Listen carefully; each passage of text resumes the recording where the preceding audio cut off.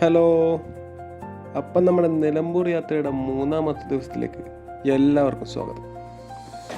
ശരിക്കും എല്ലാവരും നിലമ്പൂർ വന്നാൽ എന്തായാലും കാണുന്ന കുറച്ച് സ്പോട്ടുകളുണ്ട്.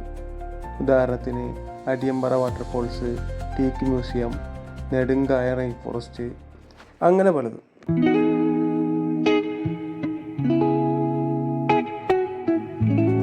നമുക്കും ഇതേ പ്ലാനൊക്കെ തന്നെ ഉണ്ടായിരുന്നത്. പക്ഷെ നമ്മുടെ കാര്യത്തിൽ മഴ വില്ലനെ, ഒരു കണക്കിന് വില്ലനായെന്ന് പറഞ്ഞാലും മറ്റൊരു കണക്കിൽ ഹീറോ ആയിരുന്നു കേട്ടോ. മഴ പോണ ലക്ഷ്യമില്ലാണ്ടായപ്പോൾ നമ്മൾ അടുത്തുള്ള പാടത്തോട്ട് ഇറങ്ങി. മഴ നനയാൻ വേണ്ടിയിട്ടാണ് ഇറങ്ങിയത്. പിന്നെ അവിടുത്തെ പല ആക്ടിവിറ്റീസ് ആയിട്ട് നമ്മങ്ങനെ കൂടി. വെള്ളം പൊങ്ങിക്കഴിഞ്ഞാൽ ഇവിടുത്തെ ആൾക്കാരൊരു സ്ഥിരം പതിവാണ് കൊട്ട വെച്ച് മീൻ പിടിക്കല്. ലക്ഷ്യം മീനാണെങ്കിലും വേറെ പലതും അതിൽ വന്ന് കുടുങ്ങാറുണ്ട്. സിറ്റിയിലുള്ള നമ്മളെപ്പോലെ ആളുകളൊക്കെ മഴയെ എപ്പോഴും ഒരു വില്ലനായിട്ടാണ് കാണാറ്. ശരിക്കും മഴ ആസ്വദിക്കണമെങ്കിൽ ഇങ്ങനത്തെ സ്ഥലത്തേക്ക് വന്ന് വേറെ എല്ലാ ചിന്തകളും വിട്ടിട്ട് നിൽക്കുമ്പോഴാണ് ശരിക്കും മനസ്സറിഞ്ഞ് മഴ ആസ്വദിക്കാൻ പറ്റുന്നത്. അതുപോലെ തന്നെ നമ്മളൊന്ന് എന്തൊക്കെയോ കാട്ടിക്കൂട്ടി മഴയത്ത്. ഈ ദിവസം നമുക്ക് ശരിക്കും പറഞ്ഞാൽ വേറെ ഇങ്ങോട്ടും പോകാൻ പറ്റില്ല. രാവിലെ തൊട്ട് വൈകുന്നേരം വരെ ഫുള്ള് പാടത്തന്നെയാണ്. കുറേ ഓടി ചാടി വെള്ളത്തിൽ കുളിച്ച് അങ്ങനെ.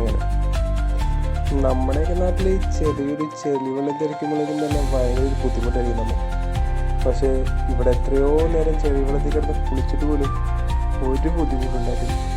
അതേപോലെ തന്നെ നാട്ടിൽ ചെറിയൊരു മഴ നനയുമ്പോഴാണെങ്കിലും അടുത്ത ദിവസം പനിയും ജലദോഷം. ഇവിടെ വന്ന് 3 ദിവസം മഴ തന്നെയായിരുന്നു മഴ. എന്നിട്ടും അടുത്ത ദിവസങ്ങളിൽ മഴ പോയിട്ടൊരു തുമ്മൽ പോലും നമുക്ക് ആർക്കും ഉണ്ടായിട്ടില്ല. അതൊരു വലിയ അത്ഭുതം തന്നെയായിരുന്നു. ഇതിൻ്റെ ഇടയിൽ പാടവും പുല്ലൊക്കെ കണ്ടപ്പോൾ ഞാൻ ചെറുതായിട്ടൊന്ന് വലിയിട്ടല്ലേ മമ്മൂട്ടിയാവാൻ ശ്രമിച്ചിട്ടുണ്ട്. അതിൻ്റെ മാത്രമായിട്ടൊരു വീഡിയോ ഞാൻ വേറെ ചെയ്യുന്നുണ്ട്. അവസരം കിട്ടുമ്പോഴല്ലേ സജീവ് മുതലാക്കാൻ പറ്റുള്ളൂ.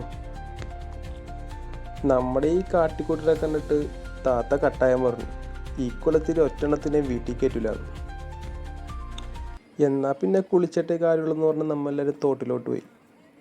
പിന്നെ അവിടെ നിന്നായി ബാക്കി കലാപരിപാടി.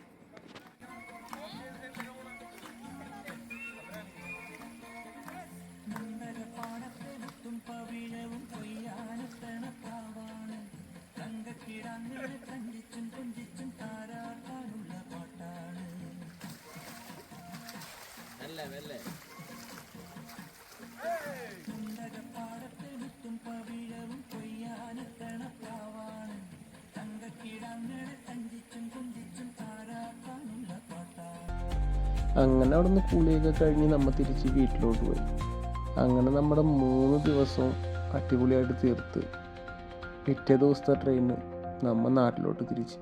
അപ്പോൾ നമ്മുടെ വീഡിയോസ് എല്ലാം ഇഷ്ടപ്പെടുകയാണെങ്കിൽ ലൈക്ക്, ഷെയർ, സബ്സ്ക്രൈബ്.